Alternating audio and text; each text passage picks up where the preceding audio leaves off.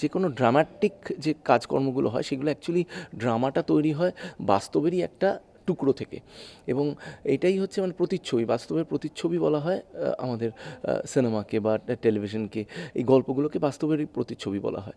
তো সেই জায়গা থেকে দাঁড়িয়ে কাকতালীয়ভাবে হলেও খুব ভালো হয়েছে, যে কারণ এখন যে বার্তাটা সমাজকে দেওয়া উচিত বা দেওয়া হচ্ছে, সেই বার্তাটাই আমাদের এই সিরিয়ালেও দেওয়া হচ্ছে, যে মেয়েদেরকে মেয়েদের পাশে গিয়ে দাঁড়াতে হবে। এবং এখানে ডালি কিন্তু অমৃতা বলে যে ক্যারেক্টারটি আছে, যে রেপড হতে যাচ্ছিল, তার পাশে দাঁড়ায় এবং দাঁড়িয়ে অ্যাক্সিডেন্টালি একটি ছেলেকে খুন করে ফেলে, এবং এইবারে সে পুলিশের হেফাজতে আছে, কেসটা কোর্টে উঠবে, এবং এখানে সবচেয়ে বড় তর্কও হবে যে এটা কি খুন নাকি আত্মরক্ষার্থে একটা অ্যাক্সিডেন্ট আর কি। তো এইটা এখন দেখা যাক, মানে গল্পের পড়তে পড়তে এগোবে। আমি তো লেখক নই, তাই আমি এক্স্যাক্টলি পুরো গল্পটা বলতে পারবো না, কিন্তু এই গল্পটাই হতে চলেছে।